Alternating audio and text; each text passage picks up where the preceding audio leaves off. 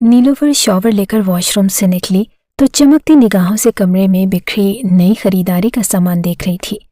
कल first year का last paper देखकर वो फारिग हुई तो भरपूर नींद के बाद अब अपने शौक पर ध्यान देने वाली थी।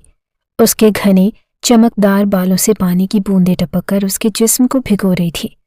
खूबसूरत ग्रे रंग की आंखों पर घनी लंबी पलकें साया फगन थी और खूबसूरत तराशीदा सुर्ख लब मुस्कुरा रहे थे। आंखें बंद करके उसने पुरसकून फिजा में तिमानियत से भरपूर सांस लिया था कि उसी पल उसकी माँ फरखंदा बीबी काफ़ी उजलत और परेशानी से कमरे में दाखिल हुई। नीलो, मेरी बच्ची जल्दी करो, यहाँ से निकलो और दाई माँ के घर में जाकर छुप जाओ। अपनी माँ के इस अचानक हुक्म पर वो बौखला कर रह गई। मगर अम्मी, अचानक क्या हो गया और आप मुझे किससे छुपाने की कोशिश कर रही हैं? कुछ तो पता चले। नीलो अपनी माँ की परेशानी पर हैरत में मुब्तला हो रही थी। गज़ब हो गया बेटा, बहुत बड़ा गज़ब हो गया। तुम्हारे भाई की जज्बाती तबीयत ने हमारे बुरे दिनों का दर खोल दिया है। दिलावर ने किसी बात पर झगड़ते हुए गुस्से में नवाब गुज़नफर शाह की लड़की पर गोलियां चला दी। एक दो भी नहीं, बहुत सारी गोलियां मार के गुज़नफर शाह के सबसे लाडले छोटे बेटे की जिंदगी को खतरे में डाल दिया है और इस वक्त वो अस्पताल में मौजूद है। मुझे नहीं पता कि उसका क्या होगा। तुम्हारा भाई वहां से फरार हो गया है और अब अगर शाह साहब के बेटे को कुछ हो गया तो मैं बेवा और कमजोर कैसे तुम्हें जिरगिस से बचाऊंगी। तुम मजीद सवाल मत करो और जल्दी चलो और दुआ करो कि वो लड़का जिंदा बच जाए ताकि तुम भी महफूज रहो। फरखंदा बीबी ने खड़े खड़े दिमाग लड़ाकर बेटी को महफूज करने के लिए काफ़ी जानदार मनसूबाबंदी कर डाली। मगर इंसान की मनसूबाबंदी भी अक्सर थरी की थरी रह जाती है कि सबसे बड़ा मनसूबे बनाने वाला खालिक कायनात का रब है जो हर चीज़ पर कुदरत रखता है। अभी नीलो अपनी माँ के मुंह से निकाह की खबर सुनकर कुछ कहने ही वाली थी कि बैरूनी दरवाज़ा पूरी कुव्वत से धड़धड़ाया जाने लगा और साथ ही दाद बख्श ऊंची आवाज़ से बोला, दरवाज़ा खोलो बीबी, जल्दी करो, मैं बुख्तियारी का दोस्त फजल हूँ। उसकी आवाज़ सुनकर लरसते दिल के साथ फरखंदा बीबी ने आगे बढ़कर दरवाज़ा खोल दिया और चेहरा ढांप कर खड़ी हो गई। फजल भाई, क्या हुआ? सब खैर तो है? वो परेशान सी खैर की दुआ कर रही थी। खैर नहीं है, शाह साईं का जवान बेटा दिलावर ने मार डाला है। शाह साईं और उनके खानदान के बाकी लोग बहुत गुस्से में हैं और इस घर को आग लगाने की ख्वाहिश रखते हैं। मैंने उनके पैर पड़ के बहुत मुश्किल से उन्हें रोका है। इस मसले का एक ही हल है कि उनके कहे बिना ही लड़की जिरगे में पेश कर दी जाए। इस तरह आपका बेटा बच सकता है और उस बच्ची की आजमाइश भी शायद कुछ कम हो सके। अगर आप लोगों ने इनकार किया तो वो लोग खुद इस बच्ची को अपने साथ घसीट कर ले जाएंगे और फिर मैं भी कुछ नहीं कर पाऊंगा और फिर दिलावर की जिंदगी भी बच जाएगी या नहीं कोई नहीं जानता। वो अख्तियार मेरा बहुत अच्छा दोस्त था और उसी की खातिर मैं आप लोगों की मदद करना चाहता हूँ। कहीं शाह साहब खुद तो मेरी बेटी से निकाह नहीं कर लेगा। निकाह का सुनकर नीलो की माँ के दिल पर हाथ पड़ा था। मैं इस बारे में अभी कुछ नहीं कह सकता, बस अभी तो वो लोग इसको लेकर जाने का इरादा रखते हैं। फजल ने लाइल्मी का इजहार किया। नीलो को उसकी माँ ने जिरगे में पेश होने का कहते हुए उसके पैरों में अपनी चादर डाल दी थी। तू जिरगे में पेश हो जा मेरी बच्ची, तेरे पैर पकड़ती हूँ। एक माँ की फरियाद सुन ले और अपने भाई की जिंदगी की खातिर खुद को पेश कर दे। मेरा बदबख्त बेटा मेरा वाहिद सहारा है। अपनी माँ की संगदिली देखकर वो बेयकीनी से रोने लगी। अम्मी, अपने बेटे को सजा से बचाने के लिए मेरा सौदा कर रही हैं। मैं भी तो आपकी सगी बेटी हूँ, आप मेरे साथ इतना जुल्म कैसे कर सकती हैं? नीलो की आंखों में कुर्ब का एक जहां आबाद था। मुझे माफ कर देना मेरी बच्ची, अभी तुम जज्बाती हो रही हो, मेरी मजबूरी को नहीं समझ सकती। कुछ वक्त में तुम सब कुछ समझ जाओगी। अभी मैं जो कह रही हूँ तुम वो करो। फरखंदा बीबी ने कतियत से बात ख़त्म कर दी तो नीलो ने मज़ीद कोई मुज़ाहमत करने की बजाय खामोशी से हथियार डाल दिए और उसके झुके सर से उसकी दिली कैफियत का अंदाज़ा करती फरखंदा बीबी ने दिल पर पत्थर रखकर नीलो को बड़ी सी चादर उड़ाई थी। वो शिकायती निगाहों से माँ को देखते हुए अफसरदा सी अपने कमरे पर अलविदाई निगाह डाल रही थी, जहाँ पर उसका बहुत शौक से ख़रीदा गया कुछ सामान अभी तक अनपैक पड़ा था। उसने तो उनको सेट भी नहीं किया था। अभी तो वो बहुत कुछ करने वाली थी। आला तालीम हासिल करने के बाद एक माहिर डॉक्टर बनना चाहती थी। मुस्तकबिल के हवाले से उसने बहुत कुछ सोचा था, मगर ये कभी नहीं सोचा था कि एक रोज़ हर खुशी को अपने हाथ से कब्र में दफन करके हमेशा के लिए हर रिश्ते से महरूम होकर अनजान लोगों के दरमियान जलील होने के लिए उसे जाना पड़ेगा। आगे की ज़िंदगी को जहन्नुम कहना बेहतर था, क्योंकि वो भी वनी में जाने वाली लड़की की हैसियत से अच्छी तरह वाकिफ थी और वो जानती थी कि अब उसको भी किसी घर या हवेली में कैद होकर जानवरों की तरह मुशक्कत से भरी जिंदगी गुजारना होगी। गुज़नफर शाह 50-60 साल का बूढ़ा निहायत करख्त मर्द था और वो बमुश्किल 16 साल की कमसिन कली जैसी लड़की। अगर उसका निकाह उसी से हुआ तो वो जीने के काबिल कहाँ रहेगी? बस चलती सांसों तक जिंदा लाश की मांद गुलामी की जिंदगी जिएगी। अपने अरमानों का खून हो जाने पर उसका दिल गम से कुरला रहा था। शिद्दत गम से सुर्ख पड़ती आंखों को सख्ती से मींच कर खुद को आने वाले हालात के लिए वो तैयार करने लगी और खामोशी से सर झुकाकर अपने घर से बाहर निकल गई। और फरखंदा बेगम ने बमुश्किल अपनी सिसकियों का गला खोंटकर बेटी की हिफाजत के लिए रब से दुआ की थी। या अल्लाह, कायनात का सारा निज़ाम तेरे हुक्म की ताबे है, तू चाहे तो सब हो सकता है। मेरी बेटी के नसीब में खुशी और सुकून भर दे मेरे रब, तू उसकी हिफाजत फरमा। हर एक माँ की दुआ 70 माँओं से ज़्यादा प्यार करने वाला रब कैसे रद्द कर देता? अलबत्ता हर दुआ की कबूलियत इंसान के हस्बे मंशा नहीं हुआ करती। गुज़नफर शाह के बंदे उसको शाह हवेली ले गए थे। ये एक आली शान हवेली थी जिसके दरो दीवार तेओ कामत थे और उनसे वहशत टपक रही थी।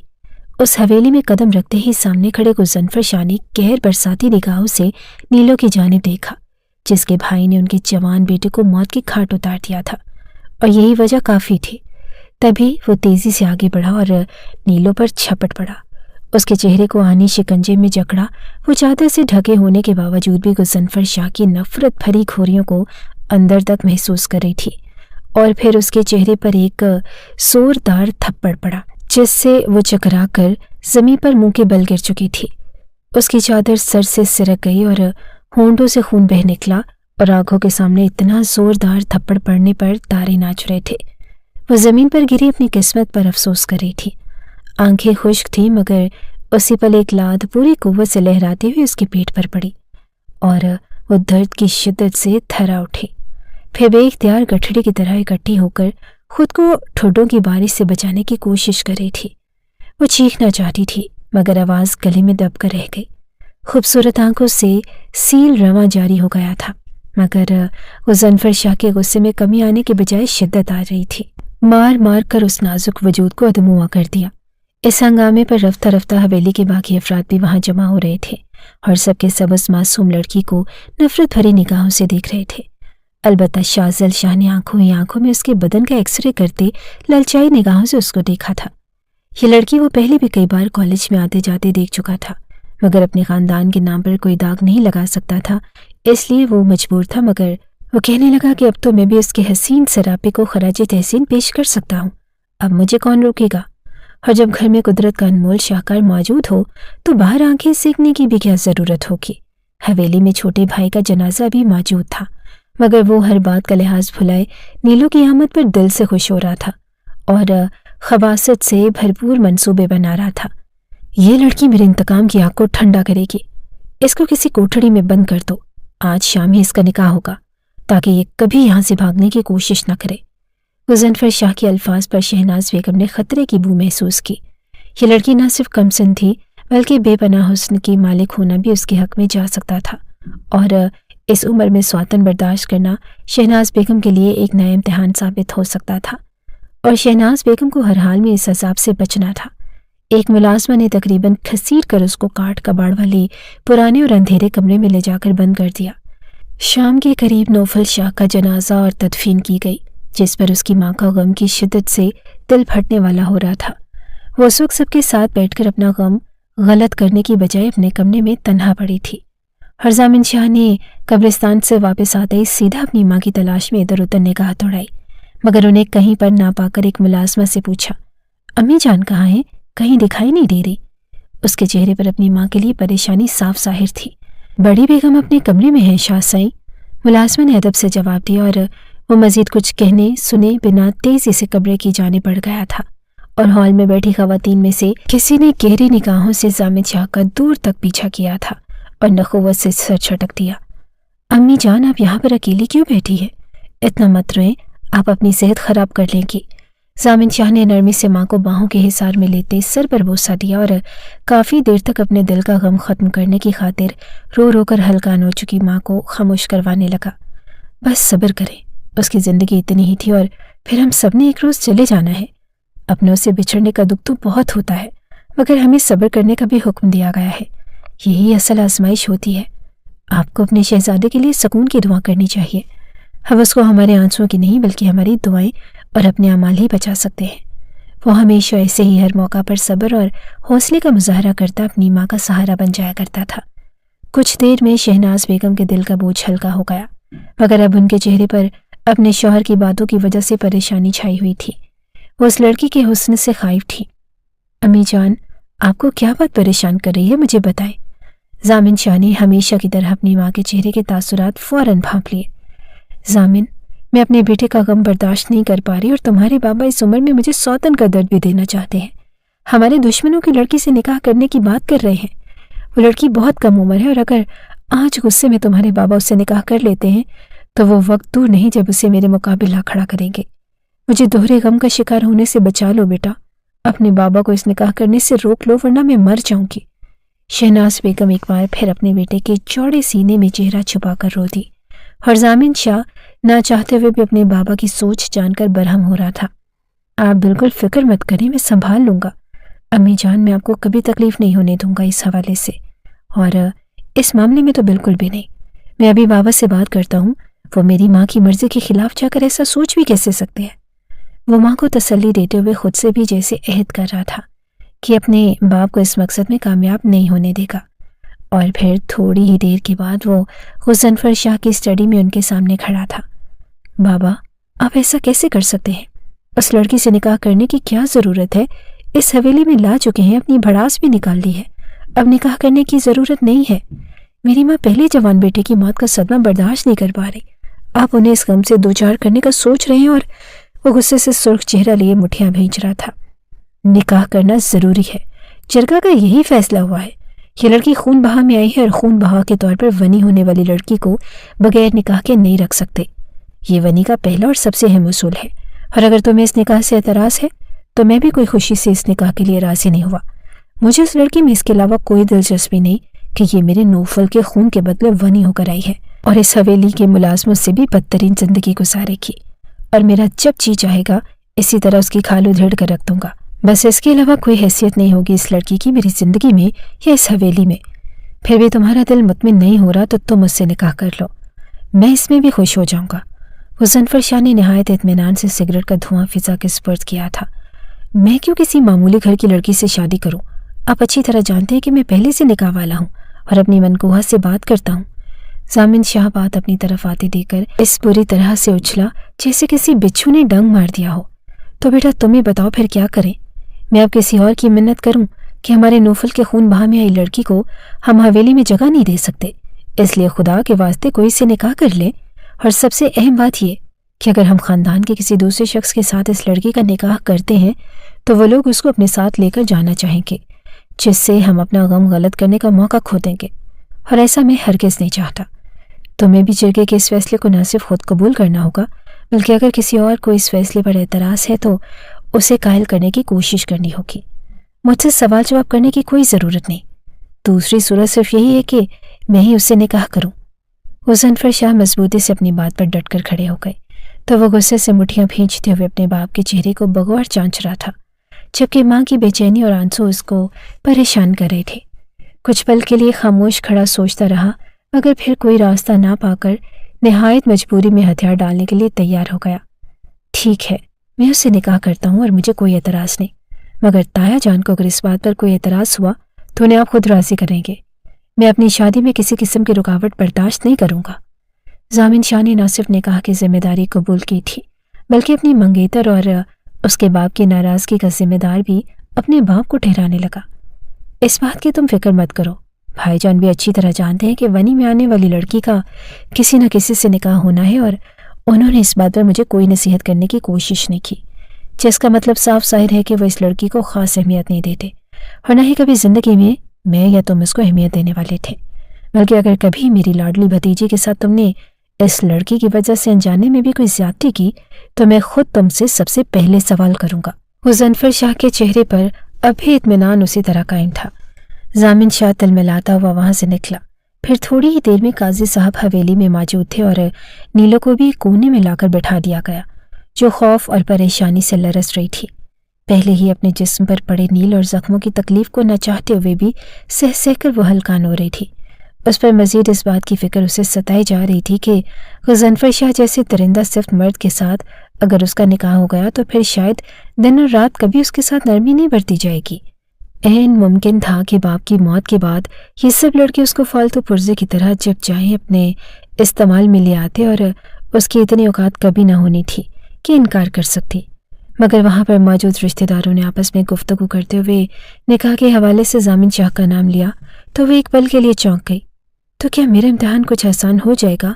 कम से कम इतनी बड़ी उम्र वाला शौहर तो नहीं होगा। खुदा जाने वो दिखने में कैसा लगता है, मगर जैसा भी हो अपने बाप जैसा जालिम ना हो। या अल्लाह, तो मेरे होने वाले शौहर के दिल में रहम डाल देना, उसके दिल और जिंदगी में मेरे लिए गुंजाइश पैदा फरमा दे, आमीन। वो सर झुकाकर दुआएं करने लगी। फिर जल्द ही निकाह हुआ और निकाह के बाद कोई भी उसके पास से गुजर कर आगे चला गया। वो बस पैर ही देख पाई थी। यकीनी तौर पर यह शख्स मेरा शौहर होगा, वो अंदाजे लगा रही थी। हालांकि ये वक्त खुश होने या ऐसी बातें सोचने का हरगिज ना था, मगर गजनफर शाह के रवैये ने उसको बुरी तरह खौफजदा कर दिया और यही वजह थी कि उससे जान छूट जाने पर वो बेइख्तियार खुश हो रही थी, जबकि दूसरी जानिब जामिन शाह इस फैसले पर बुरी तरह से भिनाया हुआ था और एक ही बात सोचे जा रहा था कि अब उसको कैसे समझाएगा जो उसके लिए इतनी पॉजेसिव थी कि किसी को भी उसके करीब आता या हंसकर बात करता देख नहीं सकती थी। वो निकाह का सुनकर जाने क्या हंगामा खड़ा करते। अपनी सोचों में गुम वो कमरे की जानिब बढ़ रहा था कि अपनी माँ की पुकारने पर रुका। जामिन बेटा, तुम इस लड़की को अपने कमरे में ही रखो, मुझे तुम्हारे बाबा पर अभी भरोसा नहीं। मुझे खौफ है कि वो उस लड़की को तन्हा पाकर बहक जाएंगे। बेटा मेरी बात को समझो, जानते हो कि शाजिल ने उस लड़की को कैसे चमकती निगाहों से देखा था और उसकी तबीयत में आवारगी भी है। ये तुम अच्छी तरह जानते हो और तुम्हारे बाबा उस लड़की को दीवाना वार तशद्दुद का निशाना बना रहे थे, मगर जब उसकी चादर सिरकी और उसके चेहरे पर नजर पड़ी तो एक पल के लिए तुम्हारे बाबा की निगाहों में भी वही हवस भरी चमक उभरी थी। शायद वहां पर किसी ने ये बात महसूस ना की हो, मगर तुम्हारे बाबा का चौंक कर रुकना मैंने बहुत शिद्दत से महसूस किया था। एक मर्द को उसकी बीवी से ज्यादा कोई दूसरी औरत पहचान नहीं सकती, सगी माँ भी नहीं, और मैं भी इसी निगाह से पहचान गई हूँ। वैसे भी अपने शौहर और बेटे की हवस भरी फितरत से मैं अच्छी तरह वाकिफ हूँ। तुम्हें उस लड़की को अपनी पनाह में रखना होगा ताकि किसी और पहुंच में वो ना आ सके। जो भी हो, मैं इस गुनाह वाले काम के हक में नहीं हूँ। जामिन शाह ने कुछ कहने के लिए लब खोले ही थे। नास बेगम ने अपनी तज्जियों को खुले अल्फाज में उसके सामने रखकर उस फैसले के लिए मजबूर कर लिया था। वो एक बार फिर आग बगूला होकर अपने कमरे में जा चुका था और चंद पल के बाद ही नीलो भी इस शानदार कमरे में भेज दी गई। ये कमरा निहायत निफासत से सजा था, जिसमें सादगी के साथ ऐश ग्रे और सफ़ेद रंगों का हसीन इम्तजाज कमरे के मालिक के ज़ौक़ को जाहिर कर रहा था। वॉशरूम से पानी की आवाज़ सुनकर उसको अंदाज़ा हुआ कि वो भी कमरे में ही मौजूद है। कुछ फितरी शर्म हया और कुछ खौफ के बाइस वो सुकड़ी सिमटी एक कोने में बैठ चुकी थी। जामिन शाह ने बेड की दूसरी साइड पर फर्श पर बैठी नीलो को सरसरी निगाह से देखा, रुख मोड़कर कदादम आईने के सामने खड़े होकर बाल बनाने लगा। ढीली ढाली ट्राउजर शर्ट में गीले बाल माथे पर बिखराए, उनाबी लब्स सख्ती से भींचे अपने चौड़े मजबूत सरापे का मालिक वो शख्स नीलो के दिल में बिना दस्तक दिए दाखिल हो चुका था। नीलो हसीन थी तो वो भी मर्दाना वजाहत से माला माल था। नीलो की आंखों में उस शख्स को अपने शौहर की हैसियत से देखते सताइश के रंग उभरे थे और उसी वक्त ठक से दरवाज़ा खुलकर एक तरहदार सी लड़की तेजी से कमरे में दाखिल हुई और भागकर जामिन के सीने से जा लगी। उस लड़की को देखकर नीलो को लगा कि उसका वजूद तो मखमल में टाट के पेवन की मांद है। कहाँ वो अमीर कबीर और अलग दुनिया के लोग, और कहाँ वो छोटे से घर में 2 वक्त की रोटी खाकर गुजारा करने वाले घराने की मामूली सी लड़की, जिसका निकाह भी सिर्फ वनी होने के बाइस मुमकिन हुआ, वरना शायद कभी इन लोगों को देख भी नहीं पाती। वो बेध्यानी में उस लड़की का खुद से मुआसना कर रही थी। तुम मेरे साथ ऐसा कैसे कर सकते हो जामिन? तुम अच्छी तरह जानते हो कि मैं तुम्हें किसी के साथ शेयर नहीं कर सकती। वो सूसू करते मजीद भी कुछ कहती कि जामिन उसको कंधों से थामकर खुद से दूर किया था। संभल कर बोलो, उसने नीलो की मौजूदगी का एहसास दिलाया, मगर दानिया तो उसको कमरे में मौजूद पाकर आपे से बाहर हो गई थी और उसकी जानिब कदम बढ़ाती एक झटके से उसकी खूबसूरत रेशमी बालों को अपनी गिरफ्त में ले चुकी थी। तुम्हारी हिम्मत कैसे हुई मुझसे मेरा शौहर छीनने की? इसके पास आने का ख्वाब भी देखा तो याद रखना, मैं तुम्हारे सारे कसबल निकाल दूंगी, इतना मारूंगी कि कोई हड्डी सलामत नहीं बचेगी। وہ زہر اگلتے ہوئے اس کے بالوں کو جھٹکا دے کر اس کا چہرہ اوپر اٹھا چکی تھی، جبکہ ضامن جو پہلے اپنے باپ کو بھی اس لڑکی پر تشدد کرتے دیکھ چکا تھا، اب دانیہ کی سنبل سے خود کو روک نہ پایا اور تیزی سے آگے بڑھ کر دانیہ کے قریب سے اس کو آزاد کروانے لگا۔ بس کرو، چھوڑ دو اسے، تم کیوں اپنا خون جلا رہی ہو؟ اس لڑکی کی میری نظر میں کوئی حیثیت نہیں جس کی خاطر تمہیں پریشان ہونا پڑے۔ یہ معمولی گھر کی جاہل گوار سی لڑکی ہے۔ تم جانتی ہو کہ میرا معیار اتنا کمتر اور بالکل بھی نہیں ہے۔ میں اپنے معیار سے ہٹ کر کچھ نہیں چاہتا۔ ضامن شاہ نے اس کو نرمی سے کندھوں سے تھام کر اس سے دور کیا تھا۔ وہ ذلت کے شدید ترین احساس سے زمین میں گڑی جا رہی تھی۔ تم سچ کہہ رہے ہو نا؟ کہیں ایسا تو نہیں کہ تمہیں اس پر ترس آ رہا ہو اور اسی لیے مجھے بہلا رہے ہو؟ اگر ایسا ہے تو یاد رکھنا، میں کبھی تمہیں معاف نہیں کروں گی۔ اس کی آنکھوں میں جیسے خون اتر چکا تھا۔ میرا یقین کرو میری جان، میں تم سے محبت کرتا ہوں، کسی اور کے بارے میں سوچ بھی نہیں سکتا۔ یہ بات تم بھی اچھی طرح جانتی ہو، پھر اتنی بے یقینی کیسی؟ وہ اپنی میٹھی باتوں میں دانیہ کو الجھا رہا تھا۔ ٹھیک ہے، تم پر یقین ہے مجھے، مگر اس چنڈال پر یقین نہیں کر سکتی۔ اس کو اس کی حد میں رکھنا اور اس قالین سے قدم آگے مت بڑھنے دینا۔ وعدہ کرو مجھ سے، کبھی اس پر ترس کرنے کی کوشش مت کرنا، سمجھے؟ وہ یقین کر کے بھی یقین سی تھی اور بیڈ سے دور قالین کی جانب اشارہ کرتے ہوئے جیسے ضامن کے ساتھ خود کو بھی اس لڑکی کی حد کا یقین دلانا چاہتی تھی۔ ایسا ہی ہوگا، تم بے فکر ہو کر جاؤ، اگر کسی نے تمہیں یہاں پر دیکھ لیا تو مسئلہ کھڑا ہو جائے گا۔ ضامن نے بات کو کمال ہوشیاری سے گھما دیا کہ وہ احساس ہی نہیں کر پائی تھی۔ تم ٹھیک کہتے ہو، چاچی تو پہلے ہر وقت مجھ سے ناراض رہتی ہیں۔ یہ تو چاچو کی سپورٹ ہے کہ وہ کچھ کر نہیں سکتی، صرف گھورتی رہتی ہیں۔ ایسا نہ ہو کہ اس حویلی میں اپنا اکلوتا ووٹ کھو دو۔ وہ نم آنکھوں کے ساتھ مسکرا کر تیزی سے واپس پلٹ گئی، یہ جانے بغیر کہ شہناز بیگم اس حویلی میں سب پر کنٹرول رکھتی تھی۔ سب ان کی بات مانتے تھے اور وہ تو بس اپنی اولاد اور شوہر کی خوشی میں خاموش رہتی تھی۔ دانیہ کے کمرے سے نکلتے ہی ضامن شاہ نے نیلو کی جانب رخ کیا، جو اپنے آنسو پونچھ چکی تھی اور کافی مطمئن دکھائی دے رہی تھی۔ تم بھی یہ بات اپنے ذہن میں بٹھا لو، تم سے نکاح کرنا میری مجبوری تھی اور اپنے کمرے میں جگہ دینا بھی میری مجبوری تھی۔ کسی خوش فہمی میں مت رہنا۔ دانیہ سے میرا نکاح ہم دونوں کی مشترکہ خوشی ہے اور میری بیوی کی حیثیت بھی اس کے علاوہ کسی کو کبھی نہیں ملے گی۔ وہ نیلو کی آنکھوں میں امید کے رنگ دیکھ چکا تھا، اس لیے بے دردی سے اس کو آئینہ دکھاتے ہوئے عرش سے فرش پر لاپٹخا۔ نیلو کی آنکھیں یہ سن کر ایک دم سے مان پڑ گئی۔ وہ تو اس دھوپ چھاؤں سے شخص سے کئی امیدیں وابستہ کر چکی تھی۔ اس کو لگنے لگا کہ اس کی زندگی آسان ہو جائے گی اگر اسی طرح میرا شوہر میرے اوپر تشدد کرنے والے پر ہاتھ کو روک دے گا اور میری حفاظت کرے گا تو کبھی کسی تکلیف سے دوچار ہونا پڑے تو بھی کوئی مذائقہ نہیں ہے۔ ایک بار پھر سے مکمل طور پر نا امید ہو کر وہ رہ گئی تھی اور ضامن شاہ اس کو تلخ حقیقت کی دنیا میں گھسیٹ کر خود سکون سے بستر پر بیٹھ چکا تھا۔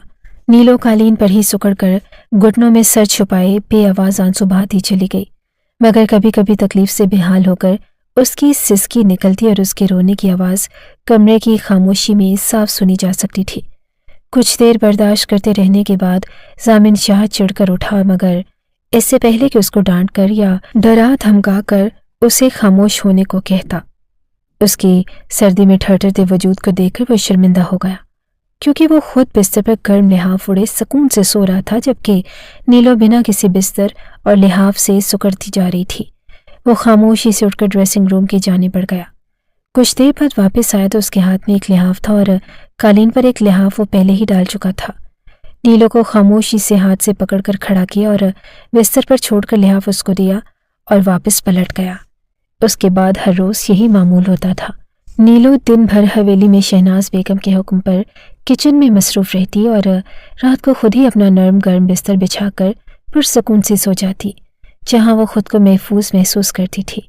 شہناز بیگم اس کو اپنے شوہر اور چھوٹے بیٹے کی پہنچ اور نظروں سے غیر محسوس طریقے سے بچا کر رکھتی تھی، البتہ خود اس پر کبھی کسی قسم کی نرمی نہیں برتتی۔ بات بات پر کم حیثیت اور قاتل کی بہن ہونے کا طعنہ دیتی، جب دل کرتا بلا جھجک 2-4 تھپڑ اس کے منہ پر جڑ دیتی۔ غرض اس کو ہر طرح سے آزادی اور سکون سے محروم رکھتی تھی۔ اور پھر ایک روز موقع ملتے ہی فضل نے اس کو حویلی کے پچھلے دروازے سے باہر جانے کا راستہ دکھا دیا اور وہ دھڑکتے دل کے ساتھ تیز تیز قدم اٹھاتی سیدھا اس کنویں پر جا رکی تھی، جہاں پر اس کی ماں روز پانی بھرنے کی غرض سے آتی۔ پچھلے چند روز جب اس نے اپنی ماں کے بغیر گزارے تو اس کو اپنی ماں کی قدر ہو رہی تھی اور ماں کی یاد اس کے دل پر گہرا اثر ڈالتی اس کو بے چین کر رہی تھی۔ اس نے مکمل طور پر خود کو ایک بڑی سی چادر میں چھپا لیا تاکہ کوئی بھی اس کو پہچان نہ پائے۔ اگر کسی کو اس کی حویلی سے باہر موجود ہونے کی خبر ہو جاتی تو اس پر ایک نئی قیامت ٹوٹ پڑتی اور شاید زندگی میں دوبارہ کبھی اس کو حویلی سے باہر نکلنے کا موقع بھی نہ ملتا۔ اپنی ماں کو آنکھوں کے سامنے کنویں کے قریب دیکھ کر اس کی آنکھیں بے اختیار بہنے لگی۔ اس کو پہلے روز سے اپنی ماں سے سخت گلہ تھا کہ میری ماں نے خود غرضی کرتے ہوئے مجھے بہلا کر بیٹے کی جگہ قربان کر دیا ہے۔ میری ماں کو میری کوئی پرواہ نہ تھی، صرف اور صرف اپنے بیٹے کی جان عزیز تھی، ورنہ کبھی میرے ساتھ ایسا ظلم نہیں کرتی۔ حویلی میں جا کر وہاں کے لوگوں کی طاقت اور سنگ دلی کا اندازہ اس کو چند ہی روز میں بخوبی ہو چکا تھا۔ وہ جان گئی تھی کہ اس کی ماں بالکل صحیح کہہ رہی تھی۔ بڑے لوگوں کی مخالفت منہ لے کر وہ بچ نہیں سکتے تھے، اور یہ بھی حقیقت تھی کہ خود سے پیش ہونے پر اس کے ساتھ بھی حویلی میں سب کا سلوک بہت برا سہی، مگر اس قدر شدت بھرا اور ناقابل برداشت ہرگز نہ تھا جیسا اس نے علاقے کی دوسری لڑکیوں کے ساتھ زیادتیوں کے پہاڑ ٹوٹتے دیکھا اور سنا تھا۔ کئی لڑکیاں تو اس طرح خون بہا کے رس میں اس قدر اذیت برداشت کرتی ہیں کہ جان سے ہاتھ دھو بیٹھتی ہیں۔ وہ اپنی آسانی کا اعتراف کر رہی تھی۔ دل سے جب غلط فہمی کی دھن چھٹ جائے تو ہر چیز صاف دکھنے لگتی ہے۔ نیلوفر بھی اسی لمحے اسی قسم کی کیفیت کا شکار ہو رہی تھی۔ اس نے چند پل کے لیے رک کر اپنی ماں کے چہرے کو بغور دیکھا تو حیران رہ گئی۔ اس کی ماں چند روز میں ہی صدیوں کے بیمار اور بوڑھی لگنے لگی۔ اتنی ساری لڑکیوں اور عورتوں کے درمیان غائب دماغی سے بالکل خاموش کھڑی اپنی باری کا انتظار کر رہی تھی، جس سے نیلو کو صاف اندازہ ہو رہا تھا کہ اس کی ماں اس سے کس قدر محبت کرتی ہے اور اس کے بچھڑ جانے پر کتنی اداس اور غمگین ہو چکی ہے۔ وہ آگے بڑھ کر اپنی ماں سے لپٹ گئی اور خاموشی سے سسکنے لگی۔ دوسری جانب ماں بھی اپنی بیٹی کے لمس کو پہچان کر بنا کچھ کہے کچھ دیر تک بیٹی کو خاموش کرواتے ہوئے خود بھی بے اختیار رونے لگی۔ کچھ دیر میں دل کا بوجھ ہلکا کر لینے کے بعد دونوں ماں بیٹی ایک دوسرے سے الگ ہوئی اور کنویں سے کچھ فاصلے پر موجود کیکر کے درخت کے قریب جا کر بیٹھ گئی۔ نیلو، تو ٹھیک تو ہے نا؟ تجھ پر وہاں زیادہ ظلم تو نہیں ہوتا؟ مجھے ہر وقت تیری فکر ستاتی ہے۔ فرخندہ بیوی اپنی بیٹی کی خیریت پوچھتے پوچھتے ایک بار پھر سے رو پڑی اور نیلو اپنی ماں کی اس حالت کو دیکھتے اپنی سوچوں پر شرمندہ ہو رہی تھی۔ کتنے غلط اندازے لگا چکی تھی وہ، جبکہ اس کی ماں ایک ایک پل اس کو یاد کرتے رو کر گزارتی تھی۔ میں ٹھیک ہوں امی، آپ کو بھی فکر کرنے کی ضرورت نہیں۔ آپ جانتی ہیں میرا نکاح بڑے شاہ سائی سے نہیں بلکہ ان کے بیٹے سے ہوا ہے۔ وہ بھی بہت برا انسان ہے، مگر کم از کم مجھے تکلیف پہنچانے کے لیے ہاتھ کا استعمال نہیں کرتا اور میری تذلیل بھی ہر وقت نہیں کرتا۔ مگر بڑے شاہ سائی نے مجھے حویلی میں داخل ہوتے ہی بری طرح سے مارا تھا، اور اتنے ہجوم میں سے کوئی بھی آگے بڑھ کر شاہ سائی کو روکنے والا نہ تھا۔ مجھے مارنے کے ساتھ ساتھ تانے دیتے، میری تذلیل بھی کرتے رہے۔ امی، میں نے پہلے ہی دن بہت زیادہ حقارت اور نفرت کے ساتھ مار پیٹ بھی برداشت کی ہے، مگر اس روز کے بعد سے شاہ سائی کی گھر والی نے مجھے صرف کچن کے کام تک محدود کر دیا، اور رات کو میں اپنے شوہر کے کمرے میں ہوتی ہوں۔ اس طرح میں سب کی نظروں سے بھی محفوظ ہوں اور کسی کے غصے اور نفرت کا شکار بھی نہیں ہوتی۔ البتہ جب شہناز بیگم کا جی چاہتا ہے مجھے خوب باتیں سنا دیتی ہیں۔ وہ اپنی ماں کو پریشان نہ ہونے کا کہہ کر بھی اپنی تکلیف اور خود پر بیتی داستان لفظ بہ لفظ سناتی جا رہی تھی۔ بیٹا، خدا کا شکر ادا کر کے اس نے اتنا بڑا معجزہ کیا اور تیری شادی بڑے شاہ صاحب سے نہیں ہوئی۔ تو نہیں جانتی کہ بوڑھا ہونے کے ساتھ شاہ صاحب نہایت ظالم بھی ہے۔ میں تو تجھے پہلے روز آگ میں ڈال کر رو چکی تھی، مگر جب مجھے یہ خبر ملی کہ تیرا نکاح شاہ سائی کے بڑے بیٹے سے ہوا ہے تو مجھے کچھ تسلی ہوئی کہ اب تیری سزاؤں میں آدھے سے بھی زیادہ کمی ہوئی ہوگی، ورنہ پتہ نہیں آج میں اپنی بیٹی سے مل بھی سکتی یا نہیں۔ فرخندہ بیوی کی آنکھیں بار بار بھیگ رہی تھی۔ ایسے کیوں کہتی ہو امی؟ باپ ہو یا بیٹا دونوں ایک جیسے ہی تو ہیں، بس ان میں سے اتنا فرق ہے کہ باپ بوڑھا ہے اور ہر وقت مارتا پیٹتا رہتا ہے، جبکہ بیٹا جوان ہے اور باتوں سے میری تذلیل کرتا ہے۔ ابھی تو اس کی شادی بھی ہونی ہے، اور اس کی ہونے والی بیوی اس سے بھی زیادہ خوفناک ہے، جس نے سامنا ہوتے مجھے بری طرح سے مارنا شروع کر دیا تھا۔ اس کے ساتھ میری زندگی کیسے آسان ہو سکتی ہے؟ بس میں نصیب کے لکھے پر صبر کر کے بنا کوئی امید باندھے جیے جا رہی ہوں۔ نیلوفر مکمل طور پر مایوس ہو چکی تھی اور اداسی سے ماں کی خوش فہمی دور کر رہی تھی۔ تو ایسا مت کہہ بیٹا، تجھے نہیں پتا جوان مرد کو قائل کرنا کس قدر آسان ہوتا ہے، وہ بھی اس صورت میں کہ وہ پہلے بھی کافی سلجھا ہوا اور شریف انسان ہے۔ میں نے ہمیشہ دوسروں کے منہ سے اس کی اچھائی ہی سنی ہے۔ اب تجھے بس ایک ہی کوشش کرنی ہے، اور وہ یہ کہ ضامن شاہ کو اپنی جانب متوجہ کر لے۔ میری بیٹی اتنی خوبصورت ہے کہ اگر ایک بار اس کی نگاہ تجھ پر ٹھہر گئی تو پلٹنا بھول جائے گی، اور پھر تیرے اچھے دن شروع ہوتے دیر نہیں لگے گی۔ فرخندہ بیوی نے बेटी को मायूस देकर उम्मीद दिलाई थी। अम्मा, ऐसा कैसे हो सकता है? तुम अच्छी तरह जानती हो कि मैं इस तबीयत की हरगिज़ नहीं हूं कि मर्दों को लुभाने की कोशिश करूं। पहले ही रोज़ उस बंदे ने मुझे मेरी हैसियत याद दिला दी थी। अब मैंने इस तरह की हरकत की तो वो मज़ीद मेरी तज़लील करेगा और ये मैं बर्दाश्त नहीं कर पाऊंगी। जो जैसा चल रहा है वैसा ही चलने दो। मैं अपने नसीब पर सब्र कर चुकी हूँ। और नीलोफर ने अपनी माँ की हिदायत सुनी तो वो खुला कर रह गई। बेटा, छोड़ पुरानी बातें और अपनी तबीयत भी भूल जा। वो तेरा शौहर है और उसे लुभाने की कोशिश करना कोई गुनाह नहीं। वो अगर तुझे कुछ कहता भी है तू बर्दाश्त कर लेना और हर वक्त सच सबर के अपने शौहर का दिल खुश करने की पूरी कोशिश करना। देखना, मर्द खूबसूरत औरत से ज्यादा देर तक दूर नहीं रह सकता, वो भी इस सूरत में जब हकमियत का एहसास भी साथ मौजूद हो। जामिन शाह तेरा मालिक है और तुझ पर पूरा हक रखता है, तो अपने शौहर को लुभाने में कोई शर्म महसूस नहीं होनी चाहिए। बस एक बार अगर तेरी कोख में उसकी औलाद ठहर गई तो फिर वो कभी भी तुझसे मुंह नहीं मोड़ सकेगा। और जवान मर्द अगर चाहे तो पूरे घर से लड़कर अपनी बीवी को इसका मुकाम दिला सकता है। तो देखना, अल्लाह तुझे कभी खाली हाथ नहीं लौटाएगा। आसानी आने में भले कुछ देर हो जाए मगर आती ज़रूर है। अल्लाह की ज़ात से उम्मीद नहीं तोड़नी चाहिए और अपनी कोशिशों का सिलसिला भी जारी रखना चाहिए। बाकी जो अल्लाह को मंजूर हुआ वो होकर रहेगा। तू तो बहुत खुशकिस्मत है कि उस हवेली का सबसे सुलझा और सबसे प्यारा लड़का तेरे नसीब में लिखा गया है। हर इस इलाके की हर लड़की जामिन शाह का साथ पाने की ख्वाहिश रखती है और अल्लाह का तुझ पर कितना बड़ा करम है कि वह जामिन शाह तेरे नसीब में लिख दिया गया। ऐसा भी तो हो सकता था कि तेरी शादी उसकी बजाय दूसरे लड़के से हो जाती।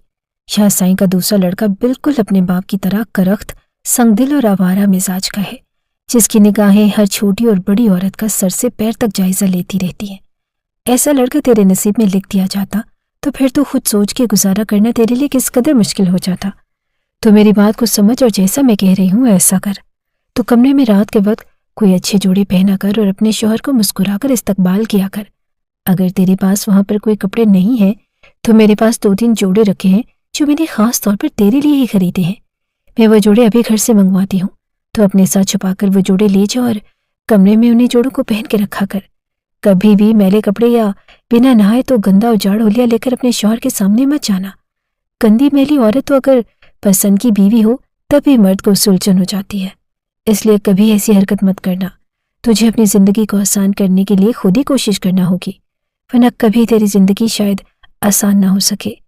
खामोशी से अपने लिए भलाई का इंतजार करना कि वो खुद चलकर तुम्हारे दरवाजे पर दस्तक देगी। ये सरासर हिमाकत भरी सोच है जो कभी पूरी नहीं हुई। फरखंदा बीबी ने अपनी बेटी को उस कदर बारीक बेनी से हवेली में रहने और अपने शौहर को लुभाने के तौर तरीके समझाए और जामिन शाह की इतनी तारीफें की कि नीलू का दिल भी एक बार फिर से उसकी जानिब से बिल्कुल साफ हो चुका था और एक नई उम्मीद का सिरा थामे वो छुपते छुपाते वापस हवेली पहुंच चुकी थी। और वो सारे जोड़े जो उसकी माँ ने एक औरत को अपने घर भेज कर उठवाए थे वो भी नीलूफर बगल में दबाकर अपने हमरा ले आई और डरते डरते कमरे में चली गई। उसको मुसलसल यही खौफ सता रहा था कि अगर किसी को उसकी हवेली से निकलते या अपने पास मौजूद कपड़ों का इल्म हुआ तो उसकी खैर नहीं होगी। हवेली के तमाम अफराद उसकी मनसूबाबंदी के बारे में अच्छी तरह आगाह हो जाएंगे और फिर खुदा जाने उसके साथ कैसा सलूक हो। मगर अपनी अम्मा की हिदायत पर अमल करते हुए वो भी अपने लिए बेहतरी की कोशिश जरूर करना चाहती थी। कमरे में अपना सामान पहुंचाकर वो मुतमईन से अंदाज में वापस किचन में चली गई और जल्दी जल्दी अपने काम निपटाने लगी। उस रोज रात को नीलो कमरे में कुछ देर से पहुंची थी, क्योंकि हवेली से निकल जाने के बाद किचन में उसके काम बढ़ चुके थे। कमरे में पहुंची तो धड़कते दिल के साथ एक चोड़ा निकाल कर वॉशरूम में चली गई। नहा धोकर लिबास से तन किया जो नीम अरिया था और उस लिबास में नीलो का खूबसूरत सरापा खूब निखर कर छलक रहा था। उस लिबास को पहनते हुए भी वो मुसलसल खौफ का शिकार थी कि कहीं हवेली का कोई और फर्द ही कमरे में दाखिल न हो जाए और उसको इस लिबास में ना देख ले। डरते डरते अपने सरापे को आईने में देखा तो वो खुद भी हैरान रह गई। उसने कभी इस तरह का लिबास नहीं पहना था। एक पल के लिए वो अपने खूबसूरत सरापे को देखकर खुद भी छिप गई थी। फिर कुछ सोचकर उसने अपने बाल बनाए और ड्रेसिंग टेबल पर मौजूद परफ्यूम्स में से 1-2 परफ्यूम भी इस्तेमाल कर लिए और वहां पर मौजूद सामान की मदद से थोड़ा बहुत अपने हुस्न को मजीद निखार कर वो लरसती टांगों के साथ बेड के कोने पर टिक चुकी थी और उसके लबों पर शर्मीली सी मुस्कान ठहर गई। खुदा को भी यही मंजूर था। हर कदम पर किस्मत उसका साथ दे रही थी और وہ مشکلات میں کھرنے کی بجائے بآسانی بچ کر نکل رہی تھی، جس سے اس کی امید مزید سے مزید پختہ ہوتی جا رہی تھی۔ ضامن شاہ کا انتظار کرتے کرتے رات کے 11 بج چکے تھے اور پھر بالآخر ہلکی سی آہٹ کے ساتھ دروازہ کھلا اور ضامن شاہ کمرے میں داخل ہوا تو نیلو کی جان میں جان آئی۔ اس نے خوفزدہ ہونے کے باوجود بھی اپنے چہرے پر زبردستی مسکراہٹ سجا لی تھی اور دل میں مسلسل یہ دعا کر رہی تھی کہ اس کی اس کوشش پر ضامن شاہ اس کو شرمندہ نہ کرتے۔ ضامن، جو باہر کسی کے ساتھ تلخ کلامی کے باعث کافی بگڑے ہوئے موڈ میں حویلی آیا تھا، کمرے میں داخل ہوتے ہی سامنے کیل کانٹوں سے لیس منموہنی سی بیوی کو بیٹھا دیکھ کر ایک پل کے لیے ٹھٹک گیا، مگر پھر فوراً ہی اپنے جذبات پر قابو پاتے ہوئے وہ ماتھے پر بل ڈال کر آگے بڑھا۔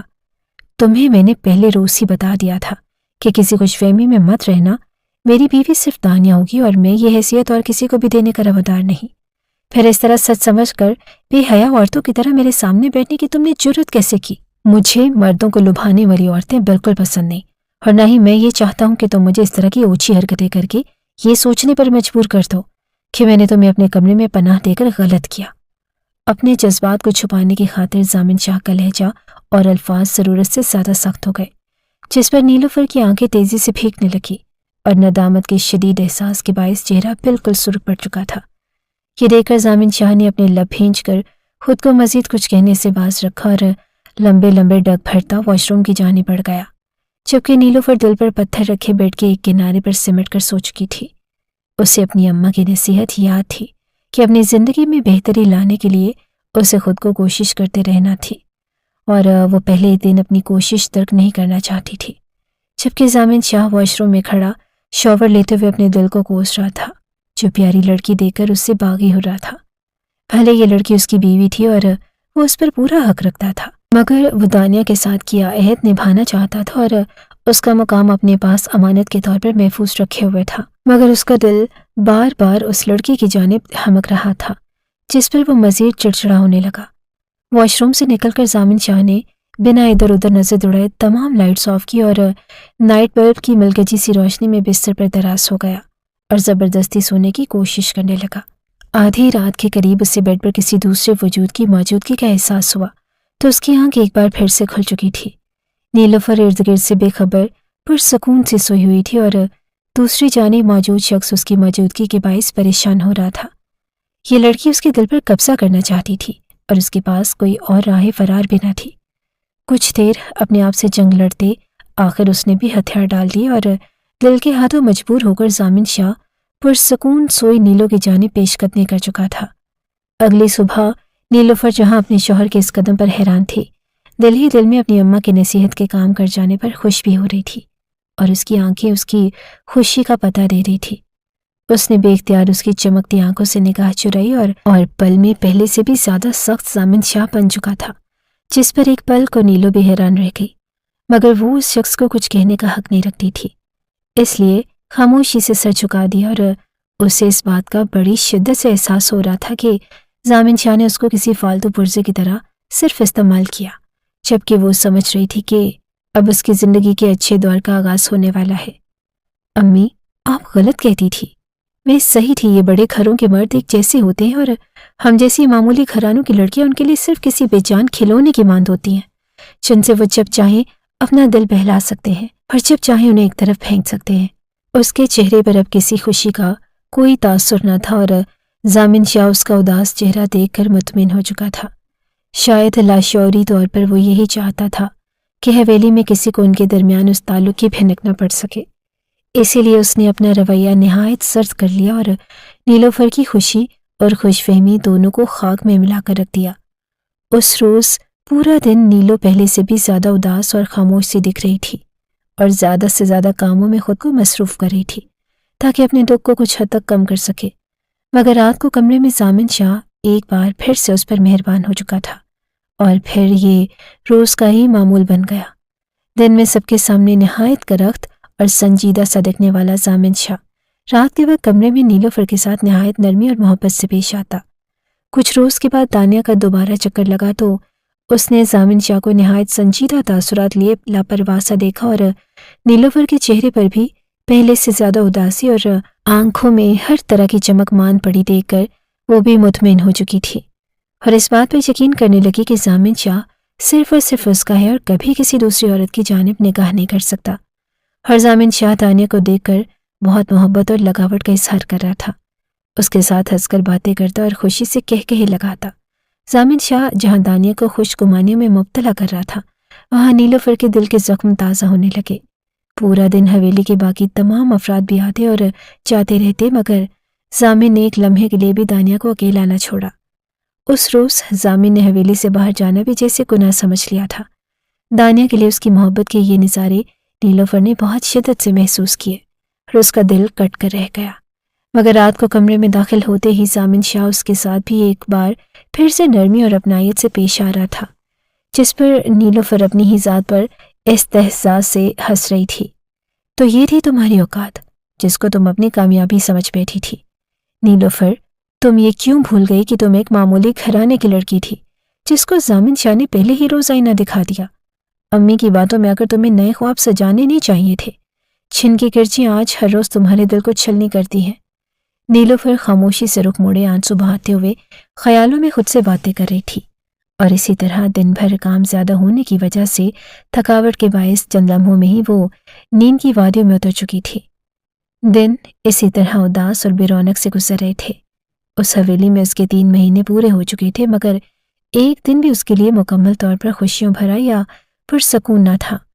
ہر دن جانوروں کی طرح محنت مشقت کرتے گزر جاتا، اور رات کو اپنے ہی نصیبوں پر روتے ہوئے وہ تھک کر سو جایا کرتی، اور اگلی صبح پھر سے وہی روٹین دہرائی جاتی۔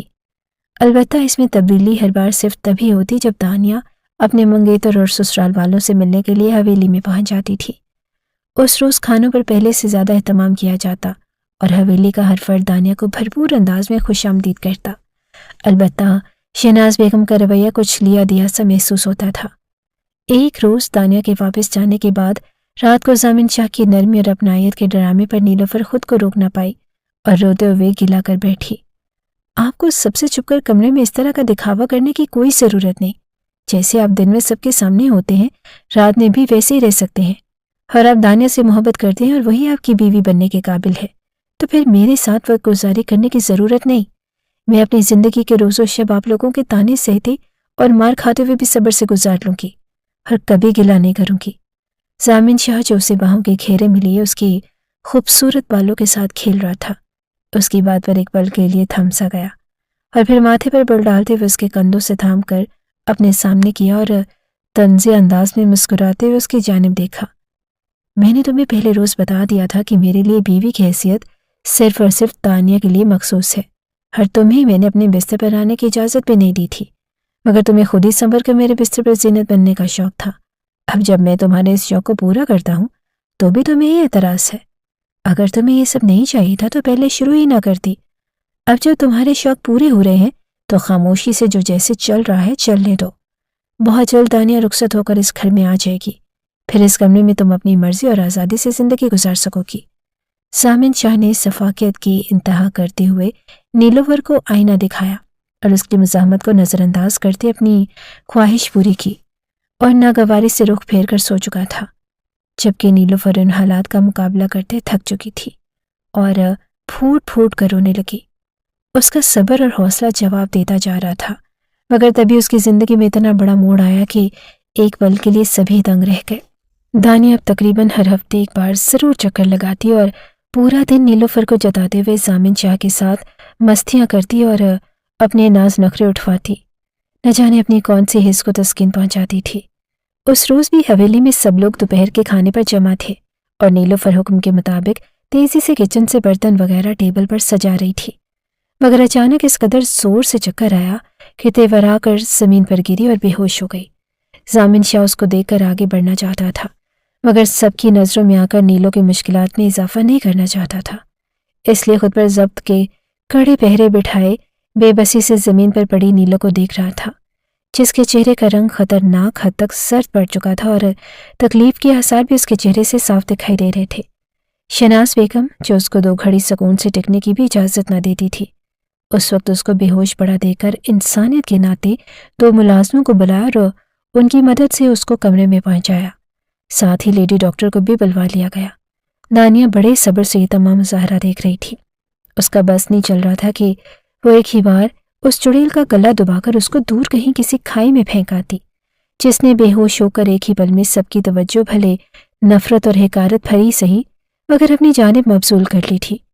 اور دانیہ شاہ جیسی مغرور نک چڑی اور حد سے زیادہ لاڈلی لڑکی سے یہ سب کچھ برداشت کرنا مشکل ہو رہا تھا۔ لیڈی ڈاکٹر نے چیک اپ کر کے جو خبر سنائی، اس نے حویلی کے تمام افراد کے پیروں تلے سے جیسے زمین ہی کھینچ لی تھی۔ آپ سب کو بہت مبارک ہو، یہ ماں بننے والی ہیں، مگر بہت کمزور ہیں اور اس کو خوراک اور آرام کی بے حد ضرورت ہے، ورنہ ماں اور بچے دونوں کی جان کو خطرہ لاحق ہو سکتا ہے۔ لیڈی ڈاکٹر اندر کی حقیقت جانے بغیر پیشہ وارانہ انداز میں مسکرا کر ہدایات دیتی جا رہی تھی، اور دواؤں کی ایک لمبی لسٹ جس میں ملٹی وائٹامنس اور دوسرے نیوٹریشنل سپلیمنٹس بھی شامل تھے وہ لکھ کر دیے، اور سختی سے یہ دوائیں اور خوراک کے ساتھ ریسٹ کی ہدایات دے کر وہ وہاں سے چلی گئی۔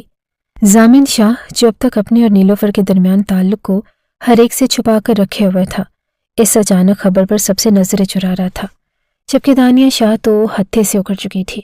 اس نے اچانک چیل کی طرح چھپڑ کر ضامن شاہ کا گریبان پکڑ لیا اور جاہل عورتوں کی طرح چلانے لگی، تمہاری ہمت کیسے ہوئی میرے ساتھ اس طرح کی دھوکہ بازی کرنے کی؟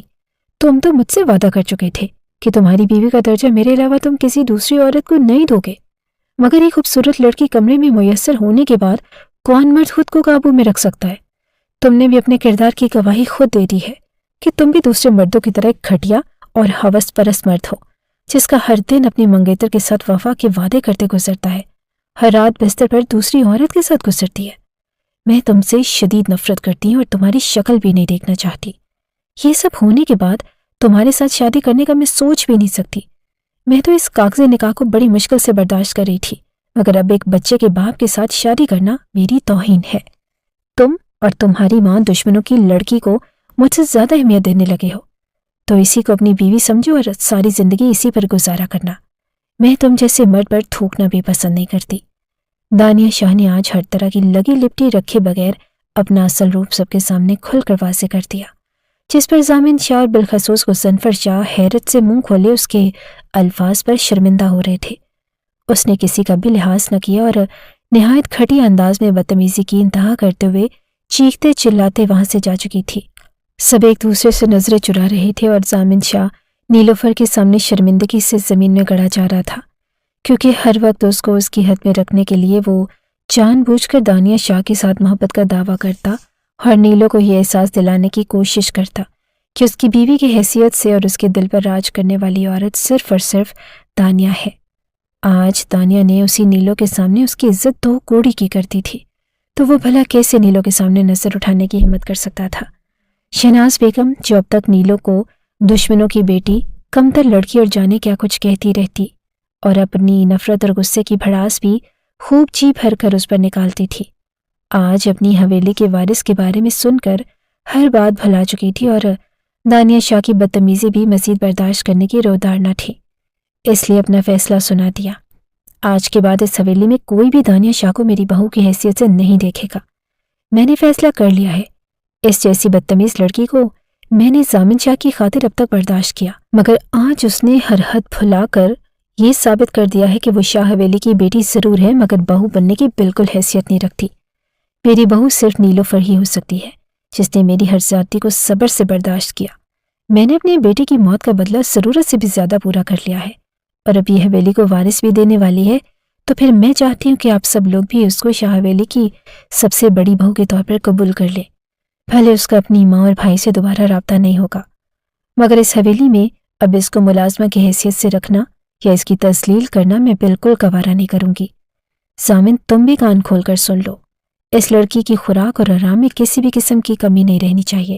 میں اتنے عرصے بعد حویلی میں اس خوشی کو دل سے منانا چاہتی ہوں، اور تمہاری ہلکی سی بھی لاپرواہی کی وجہ سے میرے پوتے یا پوتی کو کچھ ہوا تو میں تمہیں کبھی معاف نہیں کروں گی۔ شہناز بیگم کے اس اچانک فیصلے پر جہاں نیلو حیرت کا شکار ہو رہی تھی، وہاں باقی سب خاموشی سے ان کی باتوں پر تائیدی انداز میں سر ہلا رہے تھے۔ ضامن شاہ نے سب سے چھپ کر نیلوفر کی جانب دیکھا تو وہ مطمئن سے انداز میں مسکرا رہی تھی۔ آج ضامن شاہ کو اس کی خوشی اور مسکراہٹ سے چڑ محسوس نہیں ہو رہی تھی، بلکہ دانیہ کے رویے کے باعث وہ بھی دل سے نیلوفر کی سعادت مندی کا اسیر ہو چکا تھا اور اس کی خوشی میں خوشی محسوس کر رہا تھا۔ بالآخر نیلوفر کو صبر کا صلہ مل چکا تھا، اور کسی نے کیا خوب کہا ہے، اللہ کے ہر کام میں دیر ضرور ہے مگر اندیر ہرگز نہیں۔ انسان کو بس صبر اور حوصلے سے اللہ کے ساتھ امید جوڑے رکھنا چاہیے، تو ایک دن ہر انسان اسی طرح معجزے کی صورت میں اپنی خوشی پا لیتا ہے اور خود بھی اپنی کامیابی اور خوشیوں پر تنگ رہ جاتا ہے۔